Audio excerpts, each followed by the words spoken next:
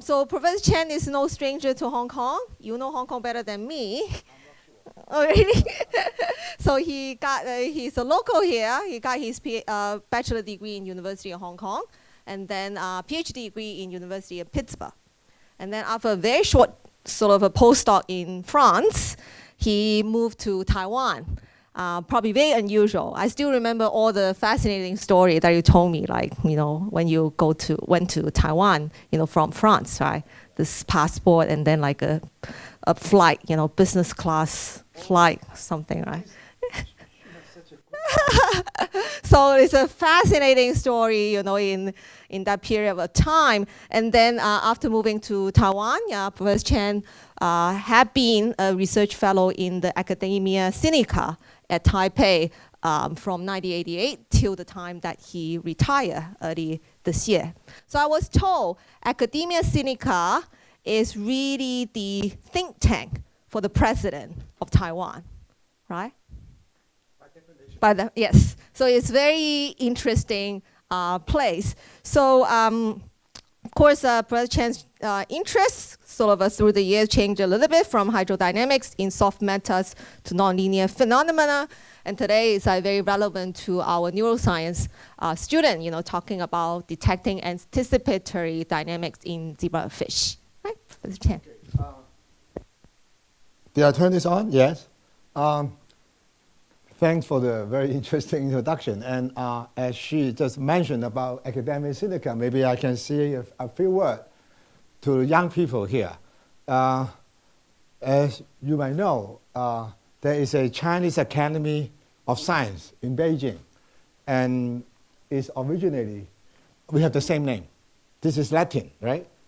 This is China, and this is academia. Okay. And so I remember some times ago, maybe 20 years ago, the two heads of this academy, they met, and they decided they have to use different names. Okay, so then we can publish together. And still we have a problem of publishing. If we have to publish together, we cannot put, say, PRC or whatever thing. Yeah, we can only put city. Yeah, so, yeah. I have been publishing some paper with people in Beijing, and we have to solve this problem in this way. Okay, anyway, so today, we're back to science. We're going to tell you something, this is quite unusual for physics department. You have this anticipatory work. So, okay, sorry.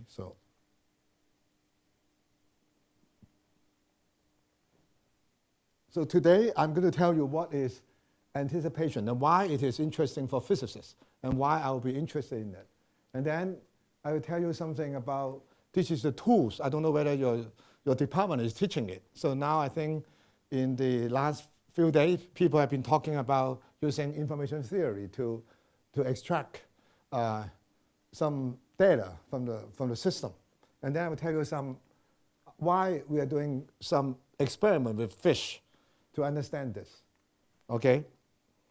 So to begin with, I think for scientists like physics students, we are very familiar with the word predict, which means you say something about what will happen based on some theory or some model. And then we have in stock market or in politics, mainly speculation. That means you don't have to base on anything. You can make up a story. You can say anything you like. And then this is something in between. Okay?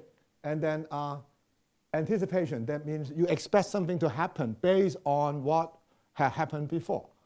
That means it's model-free, but it's kind of like based on your experience. And then you might say, okay, this is not science.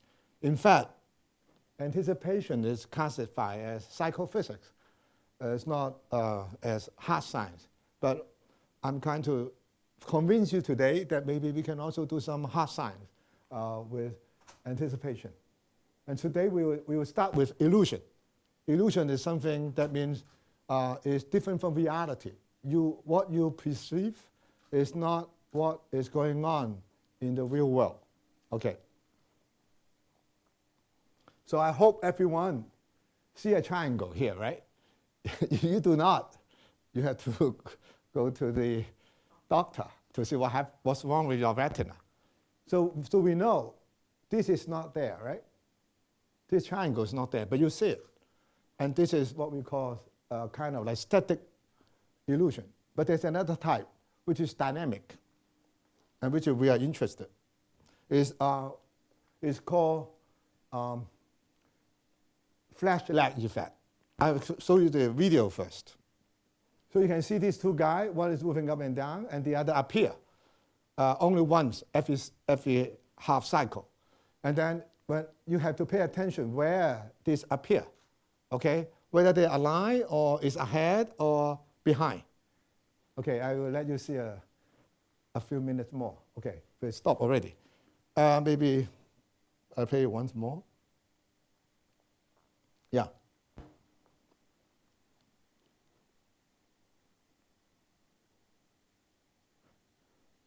So you get the idea, right? So when did you see this thing appear? Okay? So then we go to the next one.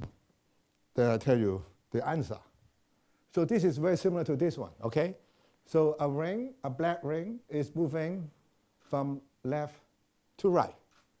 And there's a flash, just like the one that appear. Only happen when they are concentric. Okay, is it clear?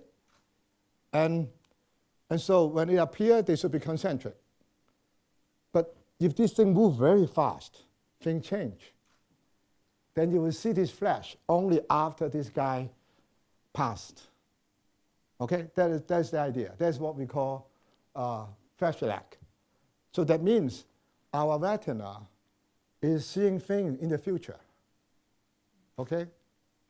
So because the flash only start, it will appear only when they are concentric. This is the real world, okay? But in your mind, when you perceive the real world, in your perception, it happens like this. Okay? And this is what we call dynamic illusion. That means this is very useful for us, because if you have to catch a ball, you cannot catch it when you see it, right? It's too late. When you're playing like baseball, if you calculate the speed of the baseball, if you see the ball, you try to hit it, you will never hit it. You have to predict, and then you hit it before the ball comes. So that means you are seeing the ball in the future. Okay, that is the whole idea of anticipation. So that means you use the past history of the ring to predict its future position. And you think the future position is now the present. Okay, that's the whole idea. And you can also put this is a psychophysics experiment. But now, then in, I think, 2007, people in Harvard, they put this experiment into a physiology experiment. So they take out the retina from, this is salamander or rabbit. We can just look at salamander first. Now, they can measure from the retina, the flash, okay? So when the flash happens, here, this is time running this way.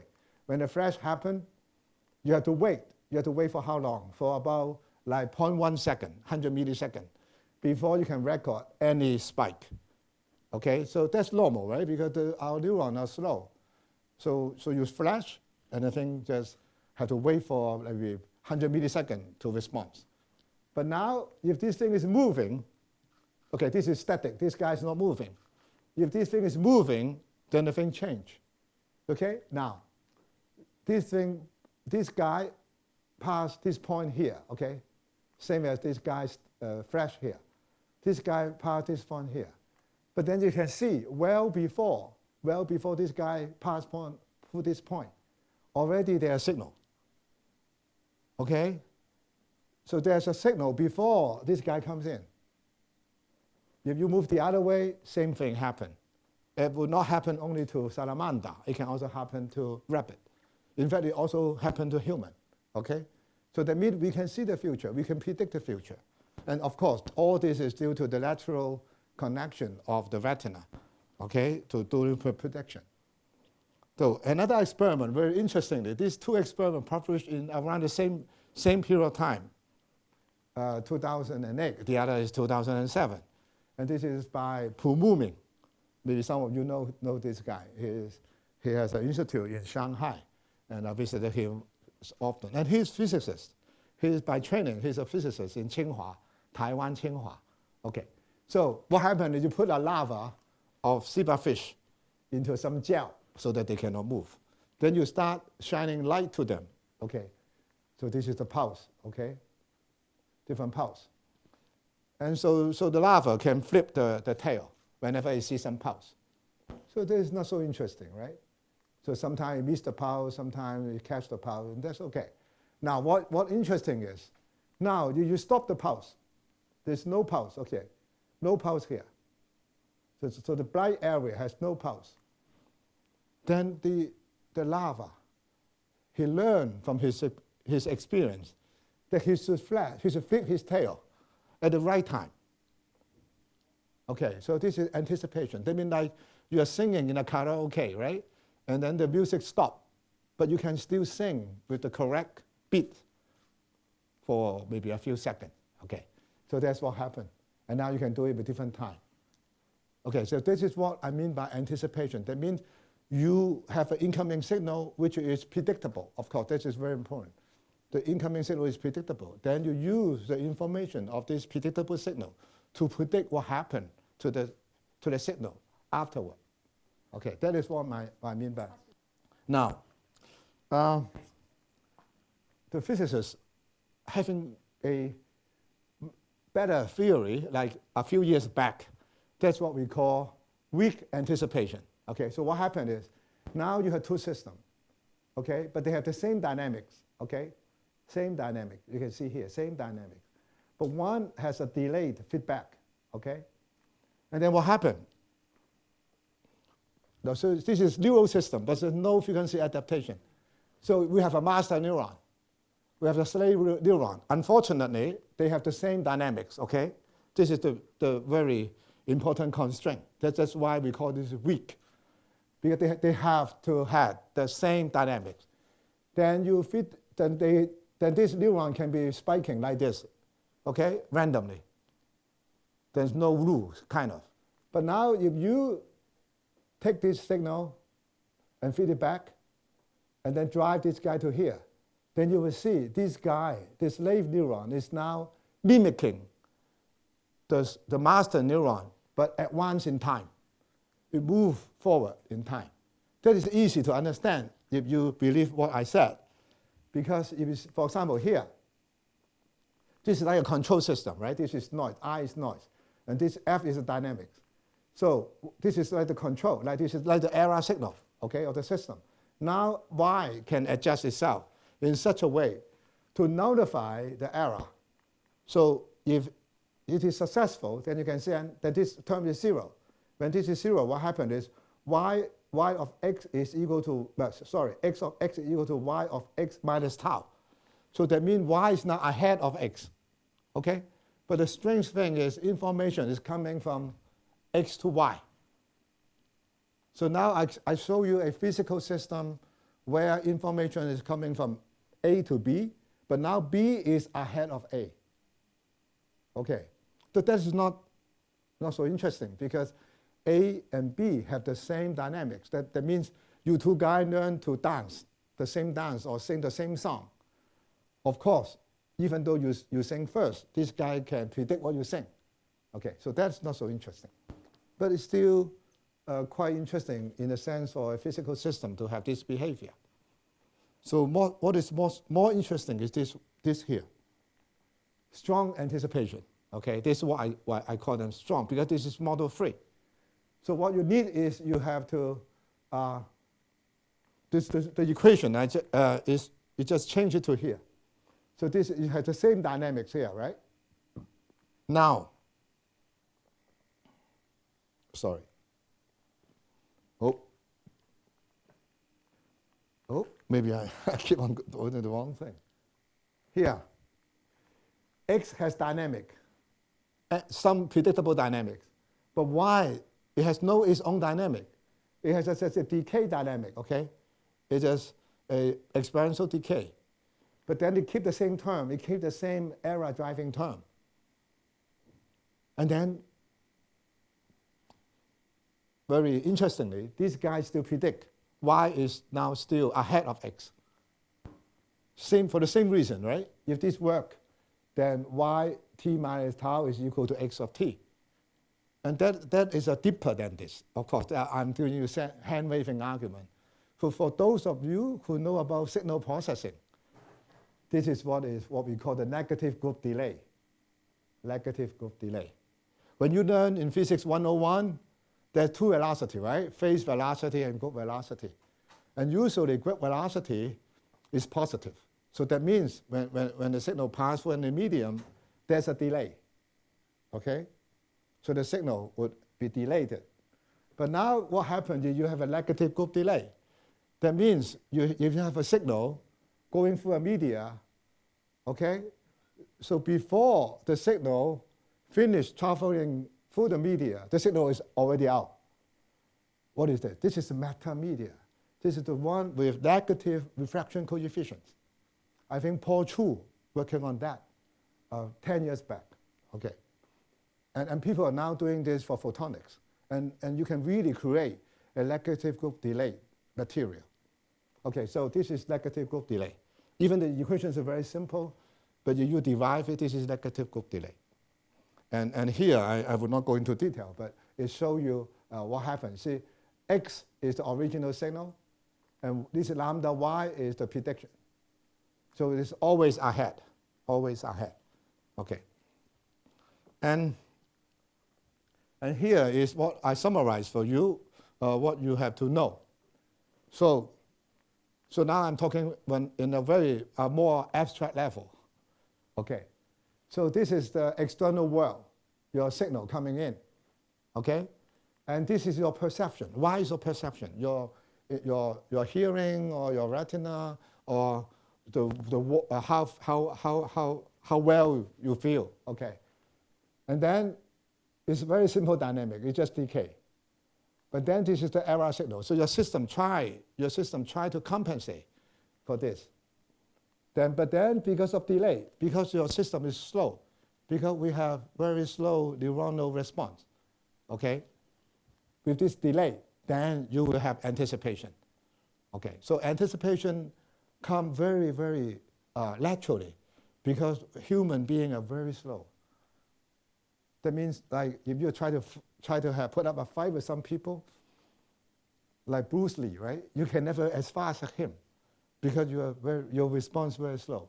But because of your response is slow, you anticipate. Okay.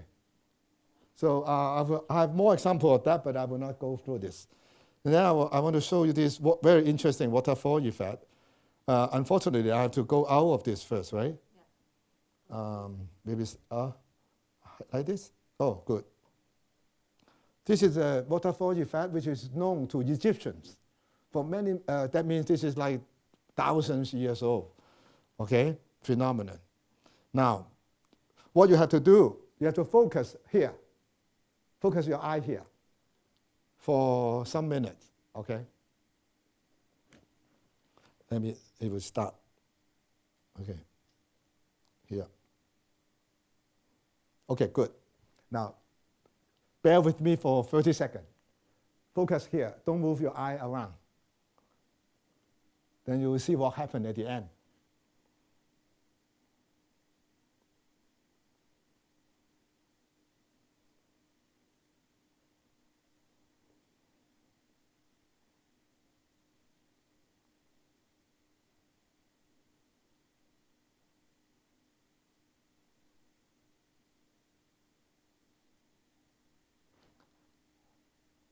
So what do you guys see?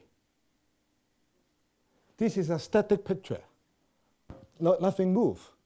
But hopefully, if your eye is the same as mine, then you will see the water moving down. Correct, right?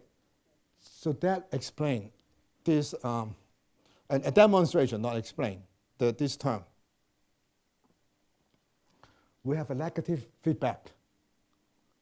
So that means because when this waterfall is flowing like this, we have to send everything back to from the retina back to our cortex.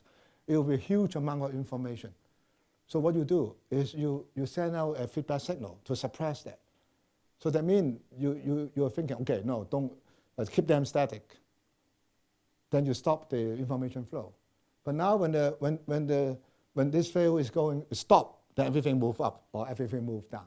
So this is what is called waterfall effect. So next time when you go to a waterfall, stare in it and then move up, and then change your gaze, then you'll see everything move up. Okay, so this is to show you, to demonstrate that this negative group delay is really there in our sensory system. Okay, and of course this is some kind of adaptation. So now I have to go back to here. Okay, so now I summarize. Oh, I'm maybe running out of time. So maybe I have to summarize what I just said. So these causal events are not ordered by time, as I told you. When you have in anticipation, so two time pro events, they now cannot order by time. Usually that's what happened, right? The earlier times will trigger the later event, but not in here. And then for our eye, we have information processing. So you need an agent which can process information. So for ordinary like physical system, it might not work, but it's very common for animals. Okay, now for example, if you meet someone in a very small alley, right, like this, and you try to go by. So what happened is you meet and you go like this, right, and then go. You understand what I'm saying? If you try to, if this guy want to go from here to there, and the other guy to the other way, you meet in the middle, you try to give way to the other one. But sometimes you cannot do it the first time, right? You will do it a couple of times. What happened? You anticipate what the other guy is doing. Okay, you try to be more generous, right? You try to say, okay, let him go first. Okay, so now, so we having told you all this idea, now I will tell you, so what do we do with this information? So I want to see whether we can find anticipation in life. In traffic, for today we're talking about like in birds or schooling, like fish. Because we know many tragedies happen, right? If some, like in football field or in some music festival, people have stampede, right? People stamp on each other. We don't see this often in animals. They know how to navigate. So maybe they can anticipate what the other people is moving. Okay, now, this is an old newspaper in 2019 in New York Times. At that point, this is a headline. They are strongly criticizing the auto industry because the car not safe at that time. It's now better. So they said because they still struggle to anticipate human behavior. So that means they cannot anticipate what the other car is doing. And so maybe this is the failure of anticipation. You fail to see, oh, I didn't know this car had to stop. So they pile up together. Now, if you look at fish, oh, sorry, I had to do the same thing again.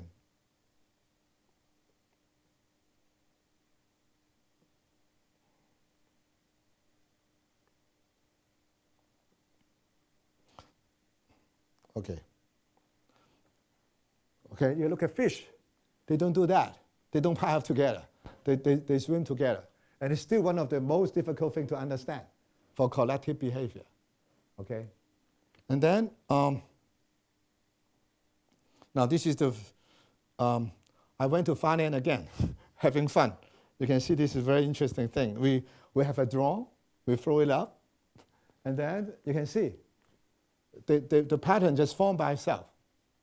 You see, if we can put an artificial fish in the ocean, then we will have fish coming to our port without using any fish net. Okay, that is, of course, a dream. Okay, you can see there are very, very interesting pattern. Now, but we cannot do that in the lab, not yet. So the question we want to ask, why do they swim together? Why there's very little collisions? And then, so you can think of it. So in the conference, many people talk about active matters, right? So this is the matter with information processing. So that means where it goes would depends on the information it receives. Of course, we cannot do that. So we have to do with only 2 fish first. Since I'm retiring, so this is a very simple setup. Not the retina, not the thing, not the patch clamp you saw. Now it's very cheap experiment. I can even do this at my home in my new home. Yes. So what you need, of course, you can see a waste of money right now. We have an optical table raising fish. So here, all you need is just a table with fish in here. The only special thing is we have some infrared LCD. So the fish cannot see the light, but we can change the lighting, and then we can still keep track of it. Oh, so I have to go back and forth. Maybe this is good enough. So this is a very simple experiment. Now you have 2 fish, okay? Obviously, they are interested in each other because they are not 2 Brownian particles. They try to stay together. And so the next thing to do is to extract their trajectory, right? And so if you have nothing better to do, then you just draw histogram, power spectrum, and anything. But now we want to see whether they are communicating, right? So we do a little bit better than that. So we use some kind of like information theory. So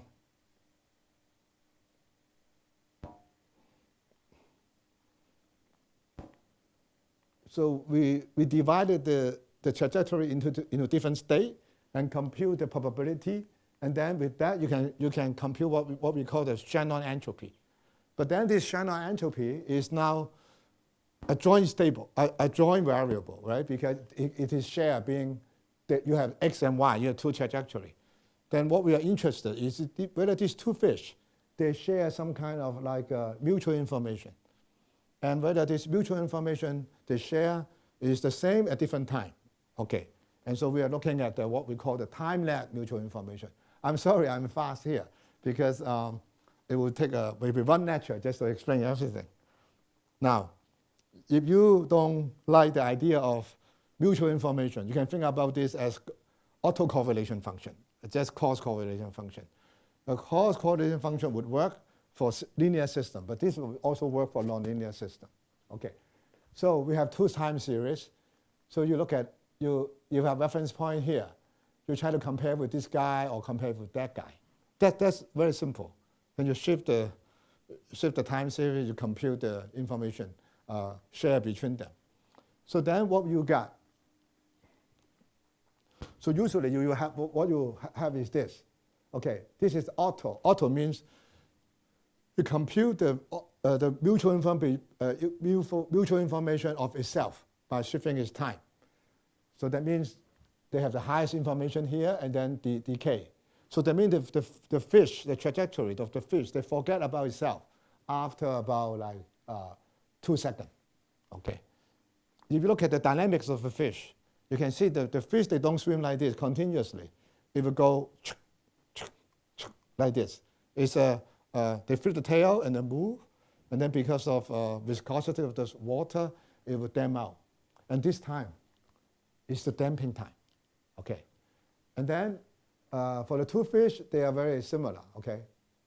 Now, what's interesting is their cross, the cross MI, the time-lapse mutual information between these 2 time series. Then you can see there's a peak not at 0. So that means one event. So that means the two fish have very similar. Is it my phone? I'm sorry. That's right. I have to stop it.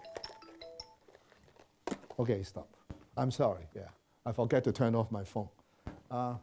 So what happened is here that means for the auto one, of course, the highest shared information is at time 0. That means there's no time shift. But for 2 fish, you can see a shift. That means one fish is leading the other. Now, there's a very difficult interpretation here. Now, if you see one thing is ahead of the other, then you can say Y is now following X, Or you can equally say, y is now predicting x, right? And you don't know which. And now we have to use some tools to detect this direction. Okay. Now I hope you understand this, right? When you see two events, one is ahead of the other. For normal event, this is easy, right? It's always the later one follow the earlier one. But because of anticipation, you can have predicting.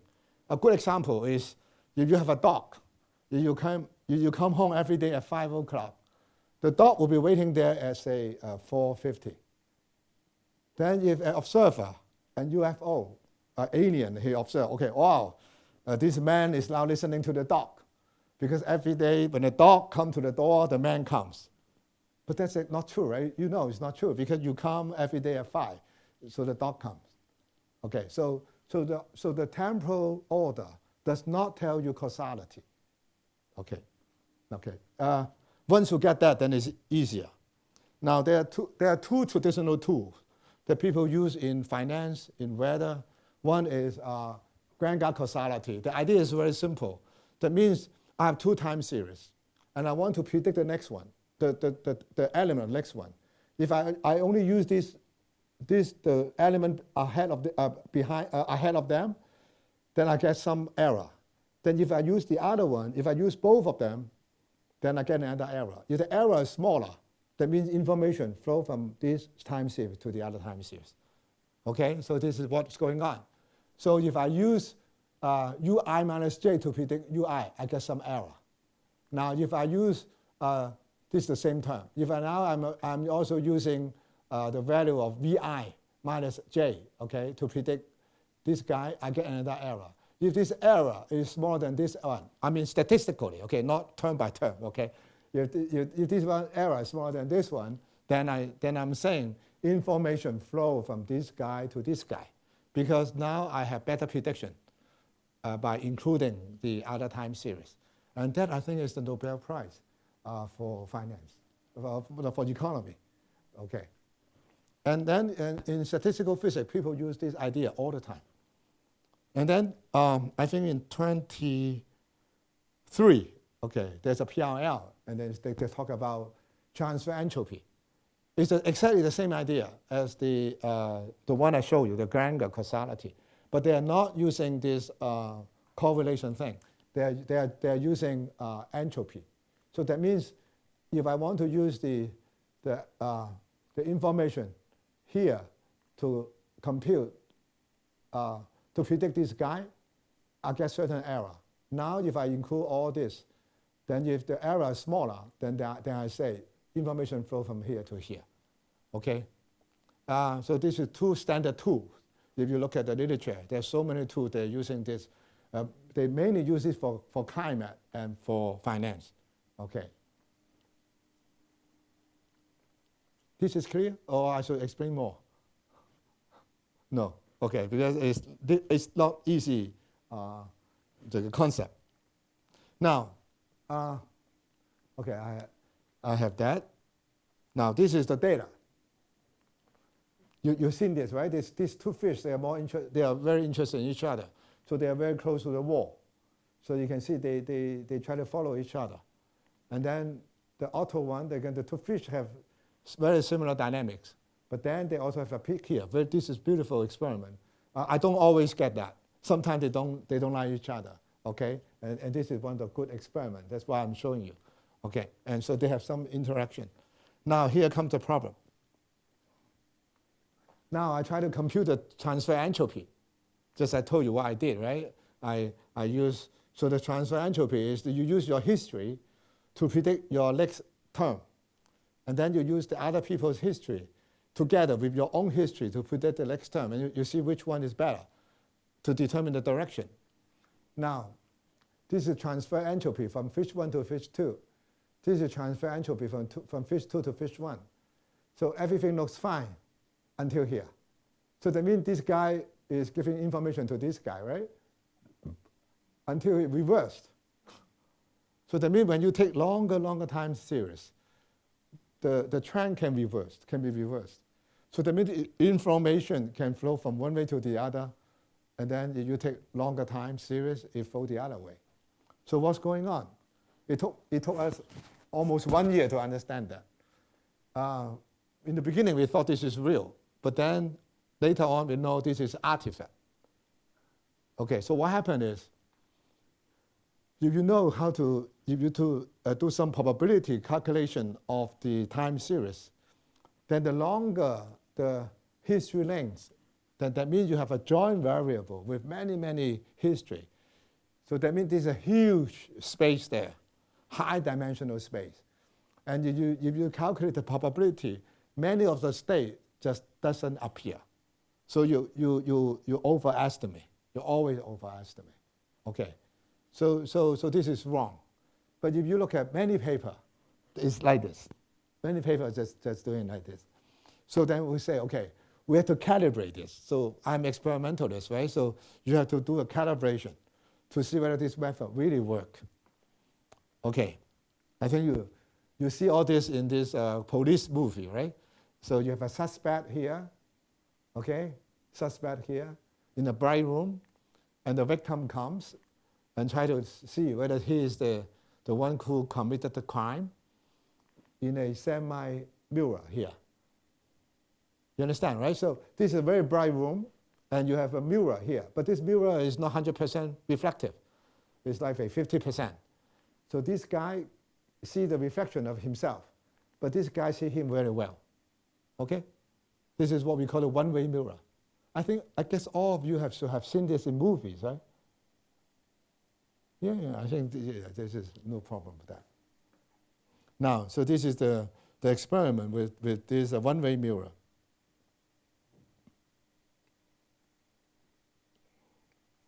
So this is the dark room, and this is the bright room. So you can see this guy is very interested in this guy, but this guy doesn't seem to care. He's just on his own. He tried to escape, but this guy tried to go there. Okay. By the way, it's very difficult to tell the sex of a zebrafish for us, and then but sometimes this is easier. This is a male. This is a female. Usually the female is bigger for zebrafish. Okay. And in the beginning, we try to do the experiment with different male, female, and all these things. But at the end, it's so difficult. So at the end, we forget about that thing. Okay. So now, this is the calibration, right? Because we know the direction of information flow. Because the information only flow from the bright room to the dark room, not the other way around. It's a one-way mirror. But then we get the same result. You see? We still have a bump, and then one is larger than the other, but when the history length go longer, it doesn't work. So we submit the paper and then we retracted it. For people going to retire, this is okay. Yeah. Yeah. But that's okay. I don't want to publish something wrong. But for my student, they are upset. Yeah. But I think it's better to retract than do this. Okay. Now, then we come up with this idea, and this idea is like we have a door in the middle. That's all. Everything is the same, and we put a door here. Of course, this is a long story. I just tell you the final result is with this door, then we can tell which fish is the leader, because they can interact. Then you cannot tell which one is which. But then from time to time, one fish start to move to the other tank, and then the other fish try to follow.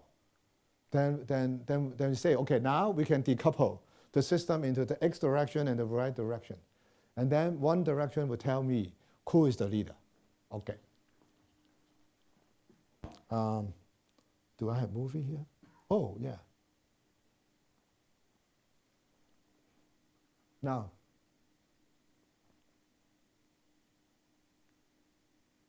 you see one's going there. So you don't, if you look at this movie long enough, then you will see, sometimes it's not the one who is the victim. It seems to be one is chasing the other, right? That escape, no. Sometimes it's the other one. move first. So with this one, then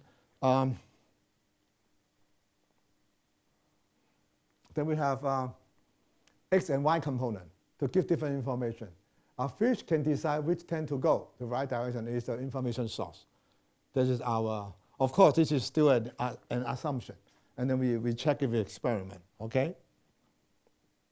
So you can see, it's like this. They always try to stay together, okay? Oh, I think I'm doing fine. Now, this is the, you can see they're always close, okay? This is the Y direction. And then this is the details. So what happened is, when one fish goes to the other tank, the other fish just follow, okay? And then the X direction, we don't have to go, the other tank to go, so always close.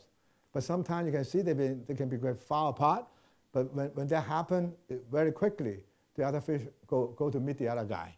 Okay, now then we can decompose this trajectory into two directions, and then we find out whether they are consistent. Consistent means whether the peak is always at the same right-hand side or the left-hand side. If the usual dynamic, if the one that just follow, then it will be always on the same right-hand side or left-hand side. If they have different sign, so that means the fish change role, okay? So that means it's anticipation. So this is, when we discretize into only two states, then you can see this, 0 and 1. Of course, this is very close to 0, but you can still see the difference. And then here's the summary. But you must have good eyes, sorry. This, oh, sorry.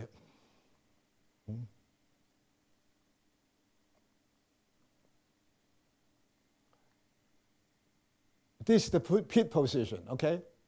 You can see it's always a negative for the Y component. This is by choice because it's arbitrary, right? So I can label which one is 1 or the other one is 0. So I choose the convention, all the 1 in Y should be negative. So then I check for the X. If the X1 is still on negative, so that means it's just normal dynamics. If the X1 is on positive, the pit is on the other side, then it may be anticipation. So you can see this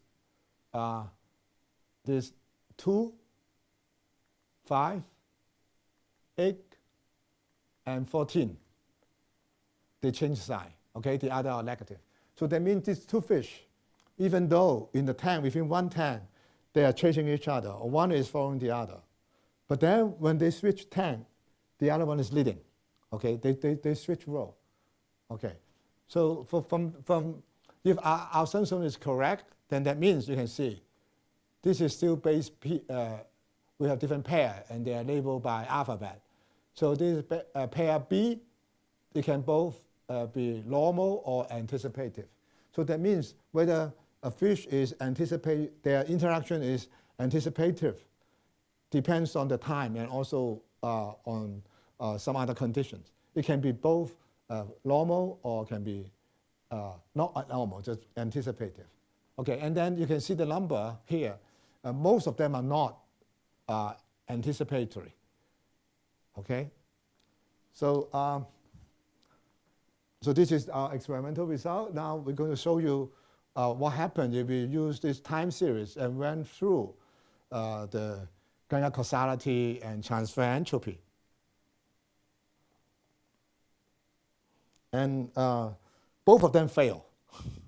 They didn't work. So you can see there are two things here, right? The blue and the red. The blue is always on top of the red. That means one is follow the other. Information is coming from one direction. And only 2, 5, 8, 14, they can be different.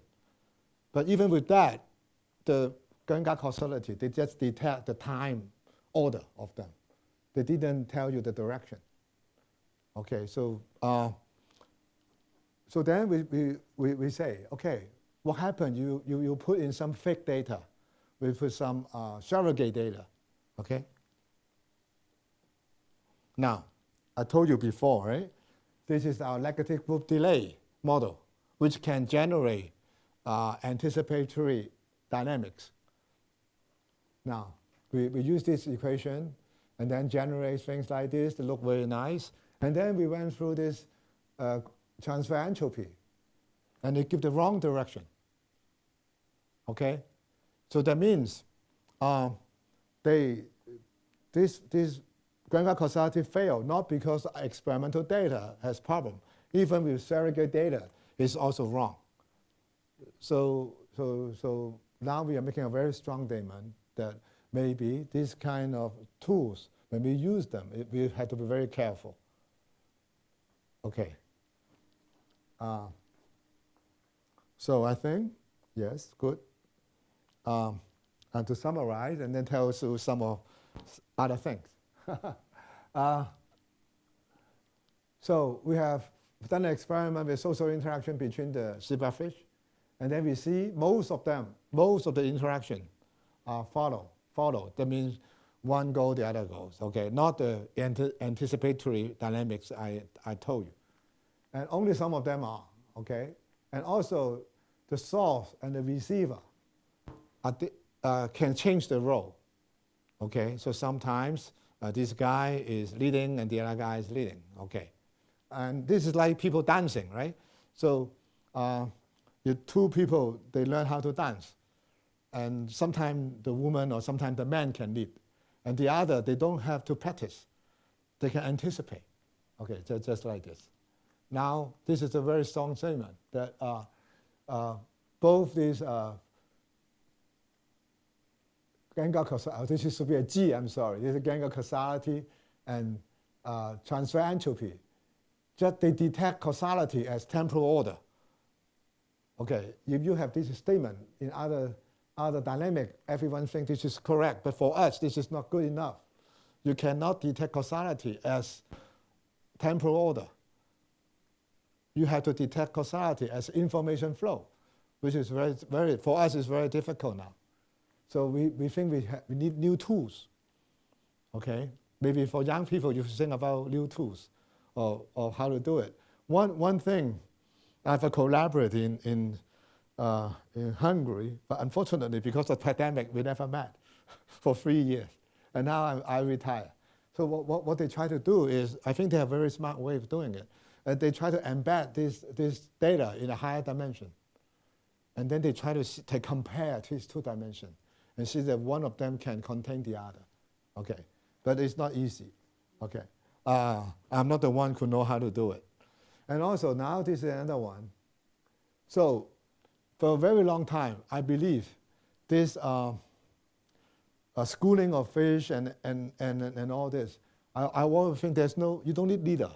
They just self-organize. But after doing this experiment, I changed my mind. I think maybe there are leaders in those fish, because when one look at our data, they cannot anticipate that well. They like to follow. Okay, but for anticipation, of course, you can have a spontaneous generated thing.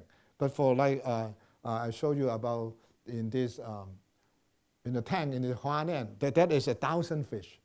Then they just follow them. Okay, like this. If that is true, then it's good news for fishermen. That means you can build an artificial fish and put it into water, and then they can attract other fish and come to your harbor. Okay.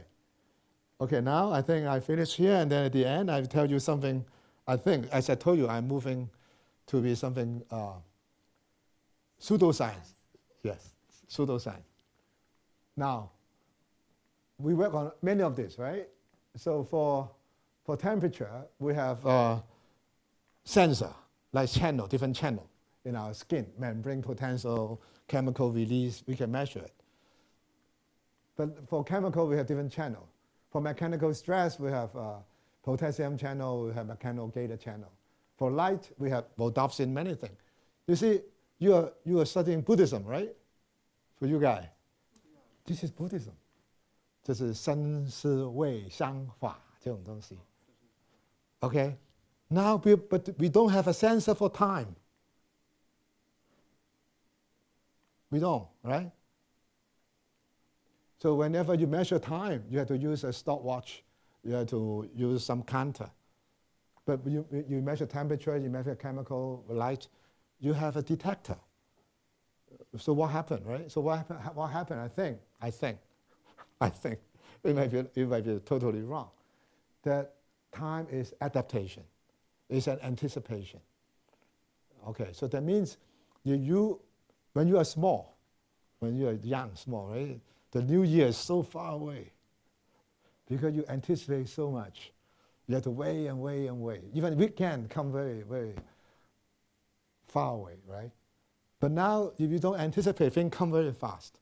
So I'm thinking, if we can do some experiment for them to anticipate something, and then we measure time interval, then you will see difference. That's what I think. Okay, so I think I will stop here, and I'm glad to take some questions. Okay, thank you.